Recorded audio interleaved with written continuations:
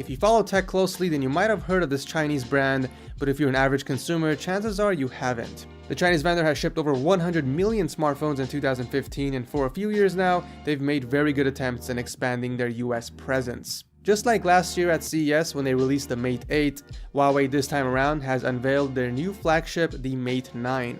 I received my review unit 1 week before it was announced, and I've been using it as my daily driver ever since. So with that said, let's get into the review. So this thing is big. In fact, it's as big as it gets in the Android phablet marketplace, with a screen measuring 5.9 inches. Now, even with such a massive screen, it's not as hard to use as you'd think. In fact, the dimensions come close to that of the iPhone 7 Plus, that's equipped with a 5.5-inch screen. It's rocking an LCD panel that has a resolution of 1080p, and I know nowadays that the numbers seem small compared to the Quad HD panels that are in the market, but the lower resolution is great for battery life, and honestly, I can't tell the difference unless they are side by side. The viewing angles are great, and it's nice and bright even outside, and most importantly, I do enjoy consuming content without any complaints. The unibody metal construction is very similar to that of the Mate 8, which isn't a bad thing. Everything is just seamless, and the small details like the curves and chamfers really makes for a premium feel. It's a good time to note that there is micro SD card support as well. So the speaker is loud and clear, and when you use the phone horizontally, it will automatically start using the earpiece as a speaker as well. But unfortunately, this doesn't add much as it's low in volume. In fact, here's a quick sample.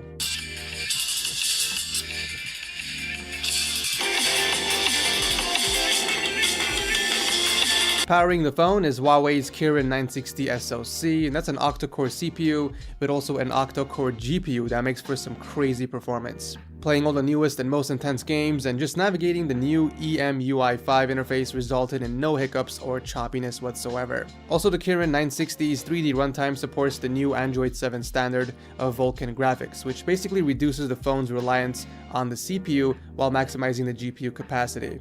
Huawei claims this results in a 400% improvement in graphics performance. They've also managed to lower power consumption by 15% coming from their last generation SoC. I'm happy to say that they've improved their interface from version 4.0, and it now finally feels like a skin I could use daily. In my opinion, it's vastly better in terms of looks when compared to something like the cartoonish Samsung skins with its very light theming and straightforward looks. Huawei claims that their EMUI 5 actually keeps this phone running smooth even months down the line, which is something other Android manufacturers can't often say. This is done when the software analyzes and adapts to consumer usage behaviors. It basically allocates resources for the user's most crucial tasks. However, it's a bit early to tell if this is just a bunch of marketing terms, so we'll have to revisit this phone in a month or two. One thing to note is that Huawei is actually the manufacturer of both the hardware and software, allowing for tightly knit integration. All these optimizations help with battery life as well. As is with most of the Mate lineup, the battery in here is giant, coming in at 4000 mAh. I could easily get through the entire day of heavy usage. My screen on time would hit 4 hours before it would drop below 30%, which is fantastic. Combined with the new charging technology Huawei has implemented, which allows for 5 amp charging rates, makes for a powerhouse of a phone. I would plug in the Mate 9 at 27%, and 15 minutes later it would be at 52%. I do want to mention that the charging port is the new industry standard USB-C as well. Huawei has once again partnered with Leica to bring the new dual sensor setup found on this phone. It consists of a 12 megapixel color sensor with OIS and a 20 megapixel black and white sensor that helps pick up extra detail. This package makes for great images in both well-lit and low-light situations. One of the benefits of the monochrome sensor is that it helps capture more detail. With some software tricks, the phone combines both images in an effort to increase overall detail. It doesn't compete with the iPhones and Galaxies, but it does come close.